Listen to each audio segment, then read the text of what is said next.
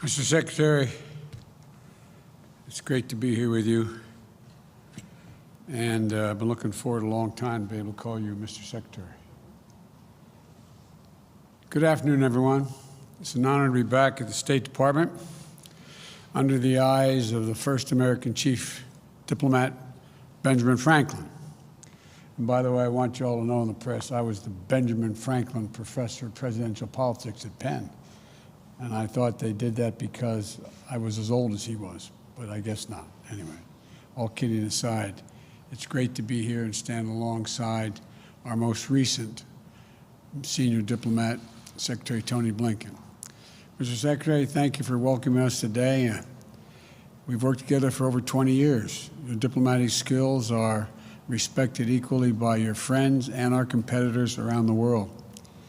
And they know when you speak for me. And so is the message I want the world to hear today. America is back. America is back. Diplomacy is back at the center of our foreign policy. As I said in my inaugural address, we will repair our alliances and engage with the world once again, not to meet yesterday's challenges, but today's and tomorrow's. American leadership must meet this new moment of advancing authoritarianism, including the growing ambitions of China to rival the United States and the determination of Russia to damage and disrupt our democracy. We must meet the new moment accelerating global challenges, from the pandemic to the climate crisis to nuclear proliferation, challenging the will only to be solved by nations working together and in common. We can't do it alone. We must start with diplomacy, rooted in America's most cherished democratic values, defending freedom, championing opportunity, upholding universal rights, respecting the rule of law, and treating every person with dignity. That's the grounding wire of our global policy, our global power. That's our inexhaustible source of strength. That's America's abiding advantage. Though many of these values have come under intense pressure in recent years, even pushed to the brink in the last few weeks, the American people are going to emerge from this moment stronger, more determined, and better equipped to unite the world in fighting to defend democracy, because we have fought for it ourselves. Over the past few days, we've been in close cooperation with our allies and partners to bring together the international community to address the military coup in Burma. I've also been in touch with Leader McConnell to discuss our shared concerns about the situation in Burma, and we are united in our resolve. There can be no doubt, in a democracy, force should never seek to overrule the will of the people or attempt to erase the outcome of a credible election. The Burmese military should relinquish power they have seized, release the advocates and activists and officials they have detained, lift the restrictions on telecommunications, and refrain from violence. As I said earlier this week, we will work with our partners to support restoration of democracy and the rule of law and impose consequences on those responsible. Over the past 2 weeks, I've spoken with the leaders of many of our closest friends: Canada, Mexico, the UK, Germany, France, NATO, Japan, South Korea, Australia, to reforming the habits of cooperation and rebuilding the muscle of democratic alliances that have atrophied over the past few years of neglect and, I would argue, abuse. America and alliances are our greatest asset. And leading with diplomacy means standing shoulder to shoulder with our allies and key partners once again. By leading with diplomacy, we must also mean engaging our adversaries and our competitors diplomatically, where it's in our interest, and advance the security of the American people. That's why yesterday the United States and Russia agreed to extend the New START Treaty for 5 years to preserve the only remaining treaty between our countries safeguarding nuclear stability. At the same time, I made it clear to President Putin, in a manner very different from my predecessor, that the days of the United States rolling over in the face of Russia's aggressive actions, interfering with our elections, cyber attacks, poisoning its citizens, are over. We will not hesitate to raise the cost on Russia and defend our vital interest and our people. And we will be more effective in dealing with Russia when we work in coalition and coordination with other like-minded partners. The politically motivated jailing of Alexei Navalny and the Russian efforts to suppress freedom of expression and peaceful assembly are a matter of deep concern to us and the international community. Mr. Navalny, like all Russian citizens, is entitled to his rights under the Russian Constitution. He's been targeted for exposing corruption. He should be released immediately and without condition. We'll also take on directly the challenges posed by our prosperity, security, and democratic values by our most serious competitor, China. We'll confront China's economic abuses, counter its aggressive, coercive action to push back on China's attack on human rights, intellectual property, and global governance. But we are ready to work with Beijing when it's in America's interest to do so.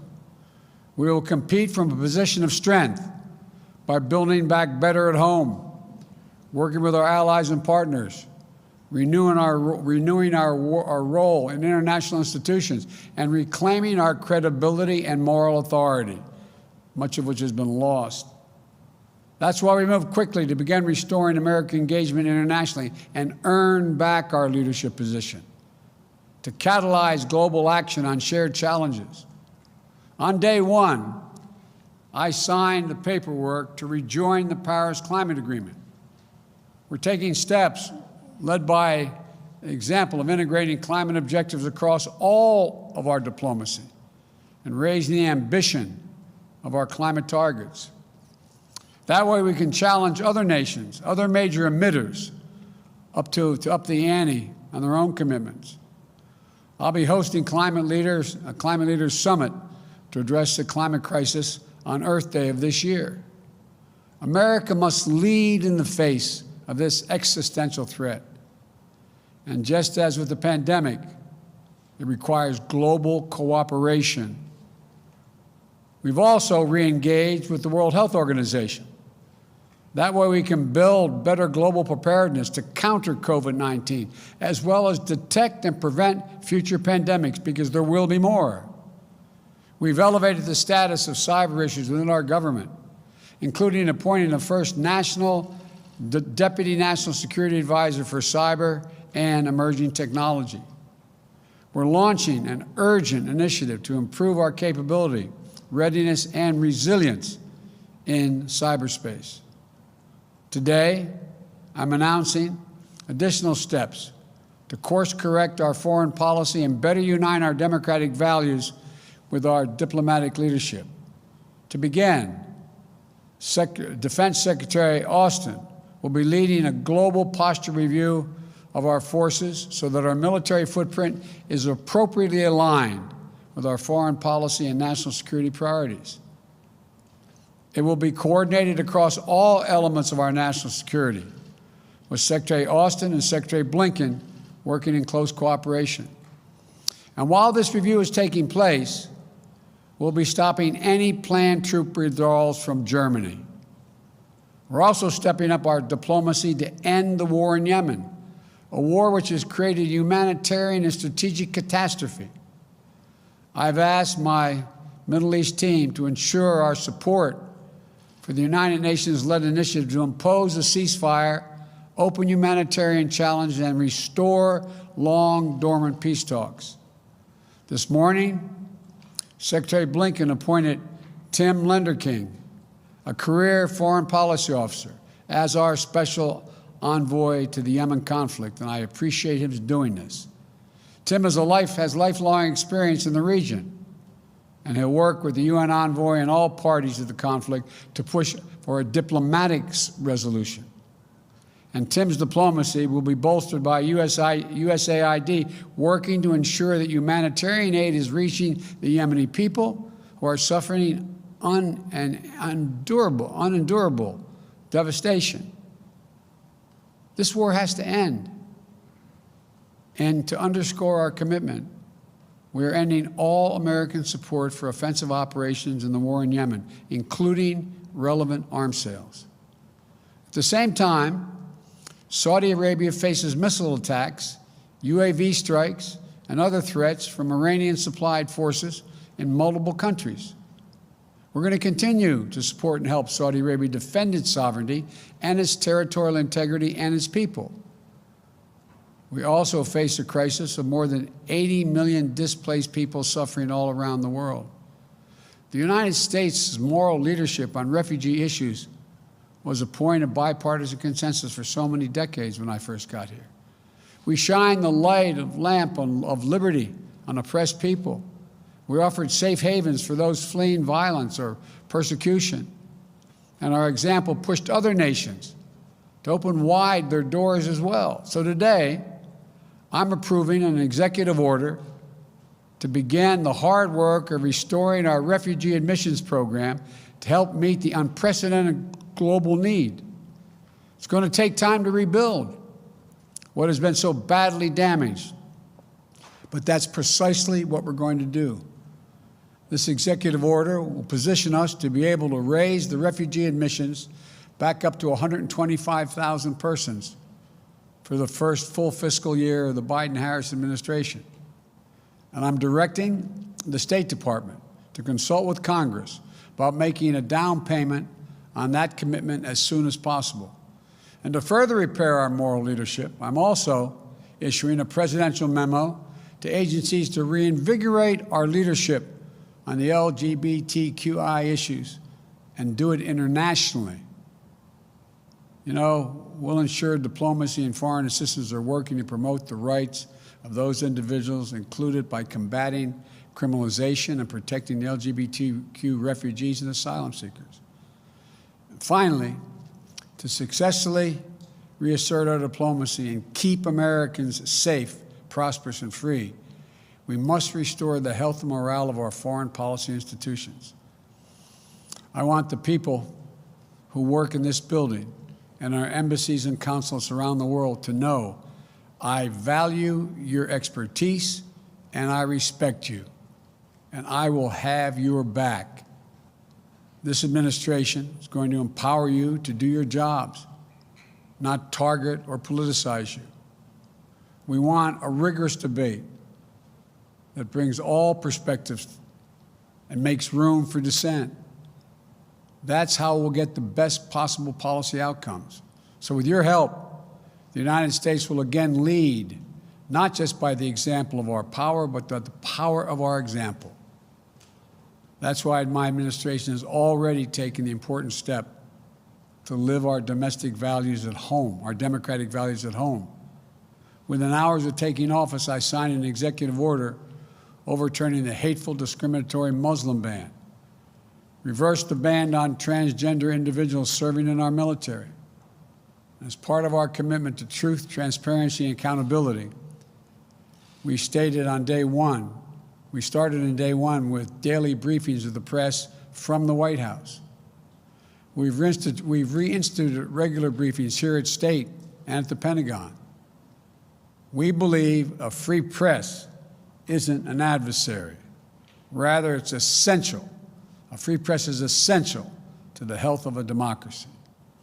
We've restored our commitment to science and to create policies grounded in facts and evidence. I suspect Ben Franklin would approve. We've taken steps to acknowledge and address systemic racism and the scourge of white supremacy in our own country. Racial equity will not just be an issue for one department in our administration. It has to be the business of the whole of government and all our federal policies and institutions.